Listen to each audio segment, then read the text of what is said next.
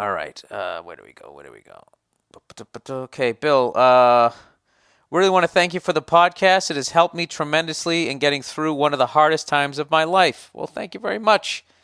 I won't drag it out too much, but basically, my wife and I had a daughter, and 2 years later, we ended up with triplets too. Wow, it was brutally hard. Yeah, dude. You know what sucks when you get the triplets? It not only is it brutally hard, but it's not quite hard enough to make the fucking local news and have people send you money for your fucking health insurance. What is that magic number? It's got to be at least four, if not five, and then people give a shit. But if you have eight, they resent you. Okay, I discovered I get panic and anxiety attacks from the sound of the baby screaming.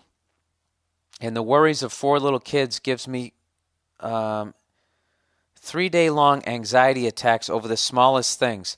I slipped into a serious depression for about a year. The market destroyed our savings. Jesus Christ, dude. This sounds like the beginning of one of those fucking sad basic cable movies. Soon after the triplets' second birthday, during Father's Day weekend in early summer, the wife tells me she isn't really in love with me anymore. Father's Day weekend, she says that. What the fuck? She also has taken off her wedding ring just to see if I would notice. Well, I didn't. I was a bit more worried about surviving each day with four kids screaming all day, screaming all day long and living on 4 hours of sleep for the previous 2 years. Yeah, that's that classic woman thing where they don't say what's on their mind. Is they send you what they say. They send signals. And all these fucking dumb cunts who host these shows on TV, what do they say? Yeah, women send signals all the time and guys don't see them. Why are you sending signals? Are you fucking mute? Say what the problem is. Stop sitting over in the corner of the living room fucking flashing a flashlight at me. Like I know Morse code or whatever the fuck that is. What is that called when the Navy ships would do the light thing? Is that Morse code with the light? I don't know what the fuck it is. I'm not happy in my marriage, so you fucking slide your ring off. You know what I mean? I barely notice when you get a fucking haircut. I got 4 fucking babies over here. You fucking...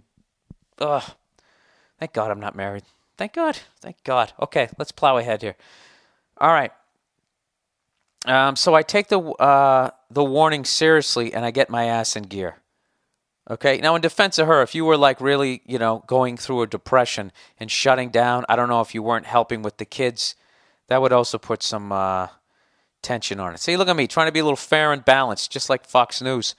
So I take the warning seriously, and I get my ass in gear. I needed that shake-up since wallowing in depression is easy, but getting out of it is very tough. Taking on depression and anxiety to save my marriage of 10 years and keep my family together was what made me take it seriously and succeeded. I worked hard all summer to get my life back in order. I was doing much better. On September 11th, great day, I know, she tells me she went on a date. She had serious feelings for the guy. She had been seeing him for a while. They worked together at school. Rather than get mad or freak out, my first words were, I forgive you, since all I wanted was to save my kids from divorced parents. The first 2 years with the triplets were rough on her too, so I tried to be understanding. All right, so you're being a good guy here. All right, I wanted to live with my kids more than anything, even if it was killing me because of the stress. She agreed to go to counseling and try to fix things. All right, so they go to a marriage counselor.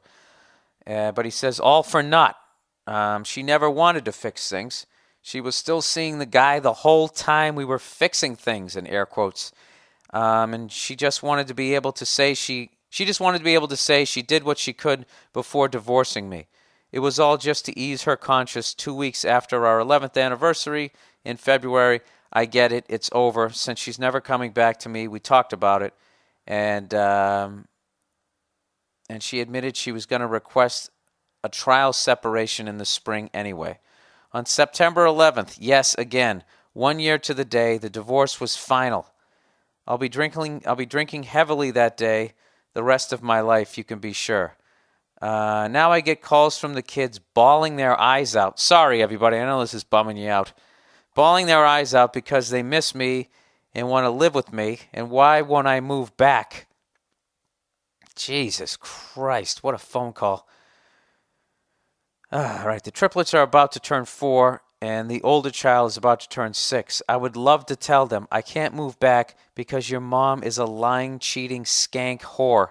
And she left me for that guy, Kevin, who comes over now, who's 10 years younger than her, who also teaches at her school.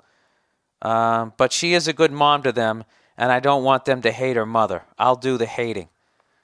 See, this guy's a good guy, and I bet a lot of women will listen to this shit. You know, right off the bat, they women stick together. I don't know why they do that. They would, when he called her a lying, cheating skank whore, I bet a good 30% of the women who listened to that were actually like, well, she did. The reason why she did it was because you were in a depression, you were helping the kids. That's why she went out and sucked another cock. Yeah, let that roll around your feminine brain for half a fucking second. You like how I create arguments? For all I know, 100% of women are agreeing with me on this one. Anyways, let's plow ahead here. Now I would like to thank you for all your comedy. I discovered your podcast soon after I moved out, and every one of them has made my computer work better. You've eased my anxiety. All right, let's get to underrated. I do, and I appreciate all the compliments, but it's just weird for me to sit here reading what a great fucking dude I am. Let me tell you why you're awesome, Bill. I don't want to read these people. They just send them to me, and I'm doing it for the fans. Anyways, he says, what the fuck is it? Now, for the not-so-mushy part. Good, we got past all the compliments. Please rip my cold and distant ex-wife a new one. Could you just call her a cunt one time on your show for me? Yeah, I could do that, but I really think it goes without saying. You know what I mean? Put it this way. If they made a 2010 cunt calendar, she would be January, to kick it off. Just to kick it off, let you know what you were in store for. There you go.